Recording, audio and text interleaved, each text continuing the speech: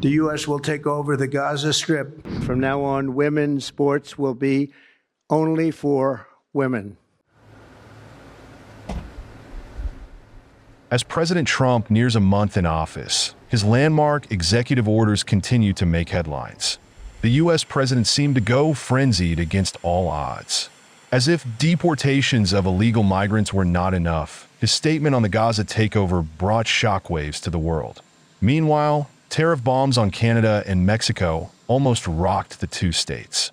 Trump also went on to sanction the International Criminal Court and laid off hundreds of employees from USAID. Let's watch the Trump administration's top developments that kept the world on edge before it's not even 30 days. Tomorrow, the February 1st deadline that President Trump put into place at a statement several weeks ago continues. The president will be implementing tomorrow a 25% tariffs on Mexico, 25% tariffs on Canada, and a 10% tariff on China for the illegal fentanyl that they have sourced and allowed to distribute into our country, which has killed tens of millions of Americans. These are promises made and promises kept by the president. We've had good relationships, but we have to stop fentanyl from coming in, whether I like somebody or not, and we have to stop the illegal aliens from coming in. I think we've lost 200,000 people on average a year for many years, much higher than the 100,000. It could be even closer to 300,000. And they've agreed to put in 10,000 soldiers permanently, like forever, 10,000 soldiers at their side of the border and stop fentanyl and illegal aliens from coming into our country. They have a big incentive to do. The U.S. will take over the Gaza Strip, and we will do a job with it, too. We'll own it and be responsible for dismantling all of the dangerous unexploded bombs and other weapons on the site, level the site and get rid of the destroyed buildings, level it out, create an economic development that will supply unlimited numbers of jobs and housing for the people of the area. Donald Trump on February 1st said he ordered military airstrikes on the senior Islamic State attack planner and other members of the militant group, killing many of them in Somalia. Taking to social media, he said these killers, who we found hiding in caves, threatened the United States and our allies. The strikes destroyed the caves they live in and killed many terrorists without, in any way, harming civilians.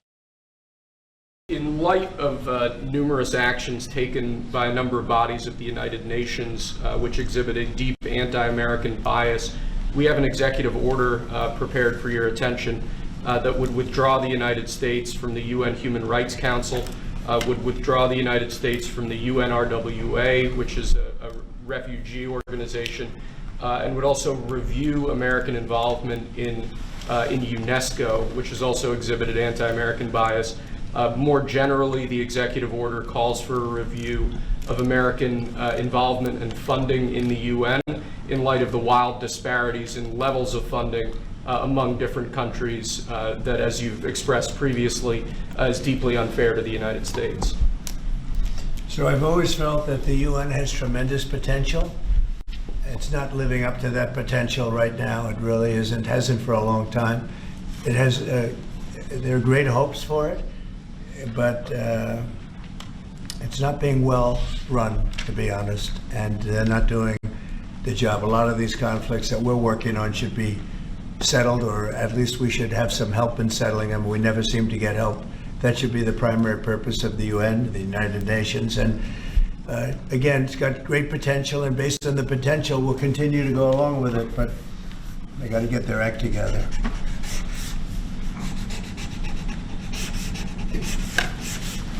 What would they need to do, sir, to get their act together? Well, they got to be fair to countries that deserve fairness.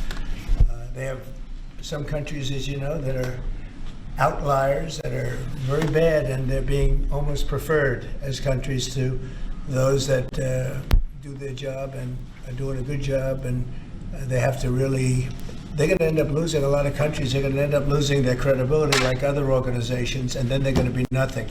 The potential of the United Nations, and not everybody agrees with me on this, the potential of the United Nations is fantastic if properly run. So we'll see what happens. How much money are you willing to take away from that? Well, we're taking away a little bit, but we're not looking to take away money. This is so important that we're really, as you know, the United Nations is largely funded by us. But, and it shouldn't be, it should be funded by everybody, but we're disproportionate, as we always seem to be. But it's something that if it ever lived up to the potential, in 10 minutes it would make up the difference. That's the kind of power it could have. Right now it doesn't have that power. The first flight carrying detained, undocumented migrants landed at Guantanamo Bay. Around 10 migrants were transported to Guantanamo Bay on a military aircraft.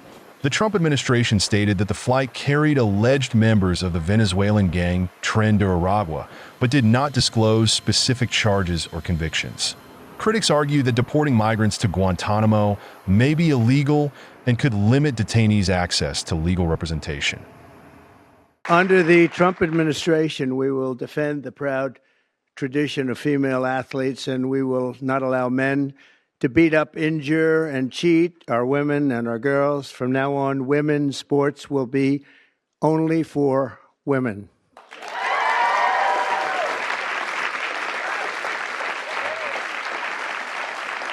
Female athletes have been forced onto the front lines, and men claiming to be girls have stolen more than 3,500 victories. That's a lot. And invaded more than 11,000 competitions designed for women.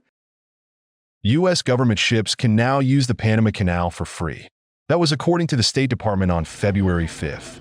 It said the agreement would save the U.S. government millions in fees each year.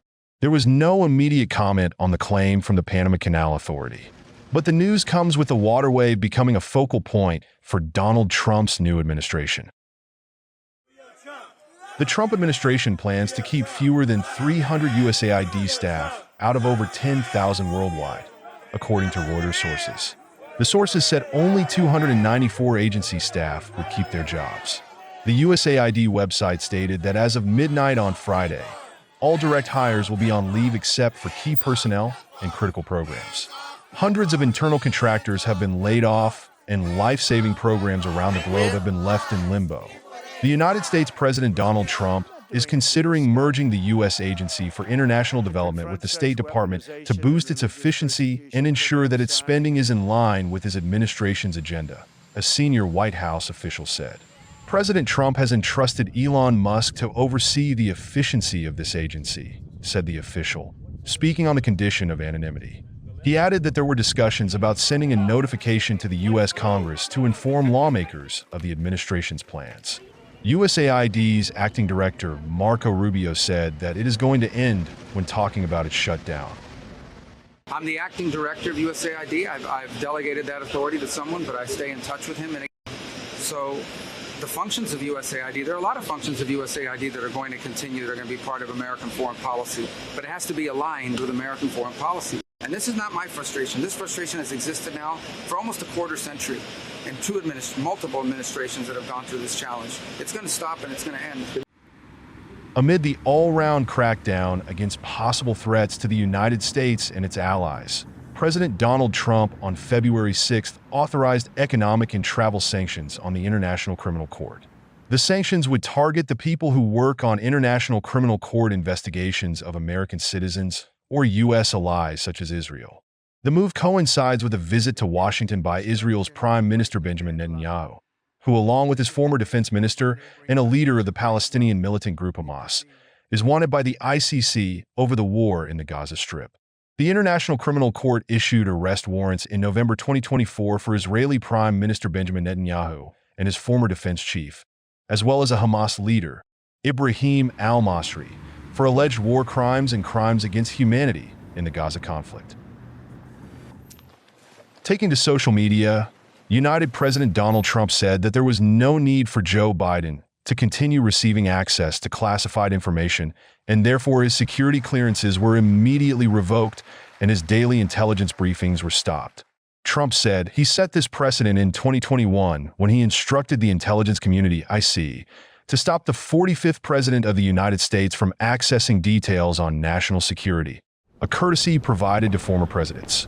Citing the Her report, Trump said that Biden suffers from poor memory and, even in his prime, could not be trusted with sensitive information.